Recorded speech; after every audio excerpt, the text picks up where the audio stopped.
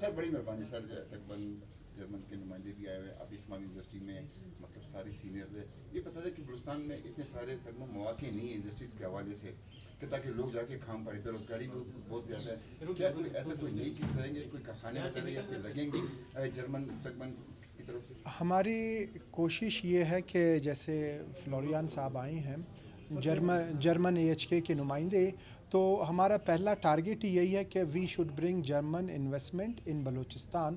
تو یہ ابھی آئے ہیں ذرا ماحول دیکھنے کے لیے. مختلف میٹنگز ہمارے ہوئے ہیں Balochistan board of investment trade سے، اور بھی مختلف ہمارے 2-3 دنوں میں اور بھی میٹنگز ہو رہے ہیں.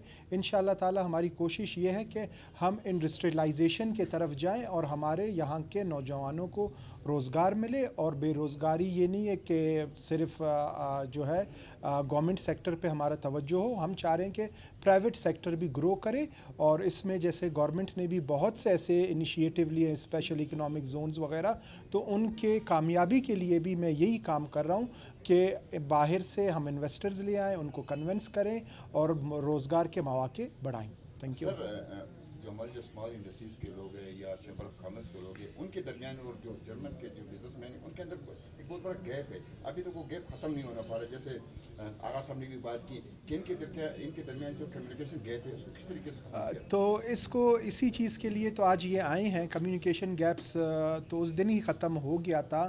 تو یہی ہے کہ لوگوں نے پرسو نہیں کیا ہے کہ جس دن میں اپوائنٹ ہوا تھا ایز اے آنری کونسل، تو ہمارے دروازے کھلے ہیں. اور honorary council basically business community کو ہیلپ کرنے کے لیے بنایا جاتا ہے.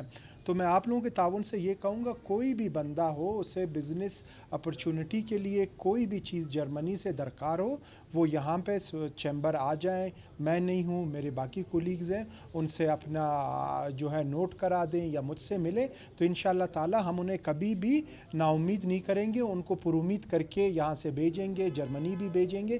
یہ سارے چیزیں انشاءاللہ تعالی ہم کر رہے ہیں اور آگے بھی کرتے رہیں گے. Thank you.